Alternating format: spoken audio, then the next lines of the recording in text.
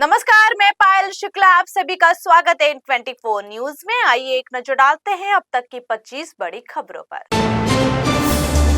महाराष्ट्र के कार्यवाहक मुख्यमंत्री एकनाथ शिंदे को थाने के जुपिटर अस्पताल में कराया गया था भर्ती, जहां उनका किया गया चेकअप और अब वे अस्पताल से आ गए बाहर। उनकी स्वास्थ्य स्थिति में नहीं दिख रहा है कोई सुधार। डॉक्टरों ने उनके स्वास्थ्य की पूरी जांच करने की दी थी सलाह। महाराष्ट्र में सीएम पद के चेहरे को लेकर जद्दोजहद है जारी। इसी बीच महाराष्ट्र के पर्यवेक्षक बनाए गए विजय रूपानी ने किया बड़ा दावा।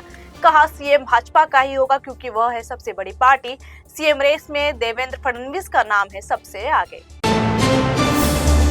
महाराष्ट्र में सरकार गठन को लेकर बड़ी खबर आई सामने। 5 दिसंबर को मुख्यमंत्री सहित 2 उप मुख्यमंत्री लेंगे शपथ। सूत्रों के मुताबिक महाराष्ट्र सरकार में बीजेपी के पास होंगे 21 से 22 मंत्रालय।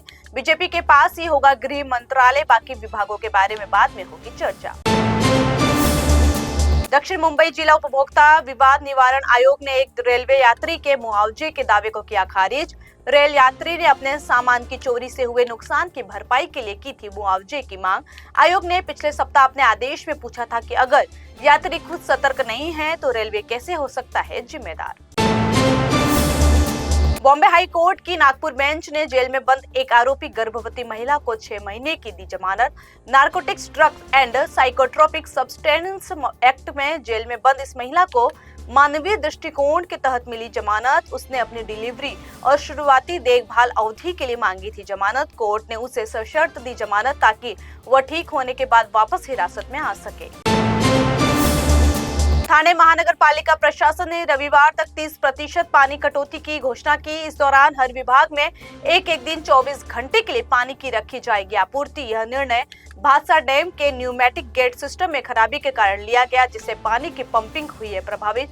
इस काम के चलते ठाणे शहर वासियों को पानी की किल्लत का करना पड़ेगा सामना। मध्य रेलवे द्वारा महापरिनिर्वाण दिवस के अवसर पर 5 और 6 दिसंबर को परेल कल्याण और कुर्ला पनवेल सेक्शन के बीच चलाए जाएंगे 12 अतिरिक्त लोकल ट्रेनें। ये विशेष लोकल ट्रेनें सभी स्टेशनों पर रुकते हुए चलेंगी। नियमों का उल्लंघन करने वाले बिल्डरों पर महाराष्ट्र रियल एस्टेट नियामक प्राधिकरण यानी महारेरा हो गया सख्त। ग्राहकों के नुकसान भरपाई के लिए रेरा ने बिल्डरों से 200 करोड़ रुपए की कर ली है वसूली। महारेरा ने आधिकारिक बयान में कहा राज्य भर में 705 करोड़ से अधिक रुपए की वसूली के लिए 1163 वारंट किए गए हैं जारी। मुंबई के बांद्रा में फटी पानी की पाइपलाइन, इससे हजारों लीटर पानी हुए बर्बाद। यह पाइप दक्षिण मुंबई के निवासियों को करती है पानी की आपूर्ति। शपथ ग्रहण की तैयारी को लेकर बीजेपी प्रदेश अध्यक्ष चंद्रशेखर बावनकुले ने की समीक्षा बैठक। महायुति सरकार के शपथ ग्रहण के लिए प्रदेश कार्यालय में बीजेपी की तैयारियां जोरों पर। शपथ ग्रहण के लिए एनडीए शासित राज्यों के मुख्यमंत्री और उप मुख्यमंत्रियों को भेजा गया निमंत्रण।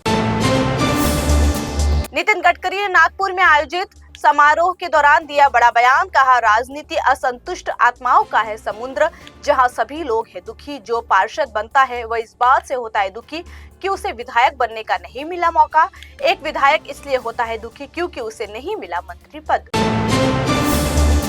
लोकसभा में बोलते हुए समाजवादी पार्टी प्रमुख अखिलेश यादव ने कहा संभल भाईचारे के लिए जाना जाता था, लेकिन संभल के भाईचारे को मारी गई गोली। उन्होंने किया दावा संभल में जो घटना हुई है वह है सोची समझी साजिश। प्रधानमंत्री नरेंद्र मोदी ने तमिलनाडु के मुख्यमंत्री एम.के. स्टालिन से की बात और चक्रवात फैंगल और भारी बारिश के कारण आई भीषण बाढ़ के मद्देनजर राज्य को पूर्ण समर्थन का दिया आश्वासन। फोन के माध्यम से बातचीत में मोदी ने तमिलनाडु विशेषकर विल्लीपुरम में नुकसान की सीमा के बारे में ली जानकारी। स्टालिन ने प्रधानमंत्री को बताया राज्य सरकार आपदा से प्रभावित ढंग से निपट रही और प्रभावित लोगों को प्रदान कर रही है राहत। आम आदमी पार्टी के राष्ट्रीय संयोजक अरविंद केजरीवाल ने मंगलवार को मंगोलपुरी हत्याकांड पर दी प्रतिक्रिया। दिल्ली वासियों से एकजुट होकर अपराध के खिलाफ आवाज उठाने का किया आग्रह। केजरीवाल ने कहा मंगोलपुरी में एक व्यक्ति की सरेआम गोली मार कर दी गई थी हत्या।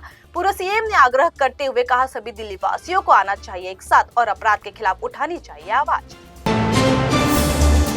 संसद के शीतकालीन सत्र का आज है छठवां दिन। सदन शुरू होने से पहले विपक्षी इंडिया ब्लॉक के नेताओं ने अडानी और उत्तर प्रदेश के संभल में हुई हिंसा को लेकर सरकार के खिलाफ किया प्रदर्शन में लोकसभा में नेता प्रतिपक्ष राहुल गांधी, कांग्रेस सांसद प्रियंका गांधी वाड्रा हुए शामिल, जबकि सपा और टीएमसी ने किया किनारा। कर्नाटक में सड़क दुर्घटना में मारे गए आईपीएस अधिकारी हर्षवर्धन सिंह का पूरे राजकीय सम्मान के साथ उनके पैतृक गांव में किया गया अंतिम संस्कार। ग्रामीणों के अलावा पूरे जिले के सैकड़ों लोग अंतिम यात्रा में हुए शामिल। सहरसा जिला पुलिस द्वारा उन्हें दिया गया गार्ड ऑफ ऑनर। यूपी के बदायूं में जामा मस्जिद बनाम नीलकंठ महादेव मंदिर मामले में अब 10 दिसंबर को होगी सुनवाई। आज यानी मंगलवार को होनी थी सुनवाई, लेकिन वो टल गया। हिंदू पक्ष ने बदायूं की शमसी जामा मस्जिद पर नीलकंठ महादेव मंदिर होने का किया है दावा, जबकि मुस्लिम पक्ष का है कहना यहाँ कभी मंदिर या मूर्ति होने का नहीं है कोई सबूत। उत्तर प्रदेश के हरदोई जिले के पचदेवरा थाना क्षेत्र के अनंगपुर में अपहरण के बाद हत्या का मामला आया सामने। मृतक का शव मकान के बाहर बरामदे में पड़ा मिला। पुलिस ने शव को कब्जे में लेकर कराया पोस्टमार्टम रिपोर्ट सामने आने के बाद पुलिस ने बेरहमी से की गई हत्या की बारीकी से जांच की शुरू। सिखों की सर्वोच्च धार्मिक संस्था अकाल तख्त ने पंजाब के पूर्व मुख्यमंत्री सुखबीर सिंह बादल को साल 2015 में गुरुद्वारे में रसोई और वॉशरूम की सफाई की सुनाई थी सजा। आज सुखबीर सिंह बादल इसी सजा को पूरा करते हुए आए नजर। अकाली दल के प्रमुख आज सुबह अमृतसर में स्वर्ण मंदिर के प्रवेश द्वार पर व्हील चेयर पर बैठे आए नजर। इस दौरान उनके गले में तख्ती और हाथ में था एक भाला। ताजमहल को बम से उड़ाने की धमकी मिलने से मचा हड़कंप। पर्यटन विभाग को आज ईमेल के जरिए मिली यह धमकी भरे ईमेल में कहा गया ताजमहल में बम लगा है और यह सुबह 9 बजे फटेगा। इस धमकी के बाद सुरक्षा एजेंसियां हो गई है अलर्ट और ताजमहल परिसर में की जा रही है जांच। प्रधानमंत्री नरेंद्र मोदी 3 नए कानूनों की समीक्षा समारोह में शामिल होने के लिए पहुंचे चंडीगढ़। यह समारोह पंजाब इंजीनियरिंग कॉलेज में हो रहा है आयोजित। पीएम मोदी के साथ केंद्रीय गृह मंत्री अमित शाह भी रहे मौजूद। पीएम मोदी के आगमन पर शहर में है कड़ी सुरक्षा की व्यवस्था। सभी चौराहों पर पुलिसकर्मी है तैनात। गुजरात के भरूच जिले में एक फैक्ट्री में धमाके का मामला आया सामने। यहाँ फैक्ट्री में धमाका होने से काम कर रहे 4 मजदूरों की हुई मौत। विस्फोट उस समय हुआ जब श्रमिक औद्योगिक अपशिष्ट उपचार करने वाली company detox India private limited के परिसर में एक भंडारण टैंक के ऊपर कर रहे थे काम। बॉलीवुड अभिनेत्री नरगिस फाकरी की बहन आलिया फाकरी को न्यूयॉर्क के क्वींस में दोहरी हत्याकांड के सिलसिले में किया गया गिरफ्तार। आलिया पर 2 मंजिला गैरेज में आग लगाने का है आरोप, जिसके कारण उसके पूर्व प्रेमी एडवर्ड जैकबस और उनके नए दोस्त अनास्तासिया की हो गई मौत। संसद के शीत सत्र के दौरान लोकसभा में चीन के मुद्दे पर विदेश मंत्री एस जयशंकर ने दिया बड़ा बयान। कहा, एलएसी पर हालात अब है सामान्य, हालात सुधारने के लिए दोनों देश है प्रतिबद्ध।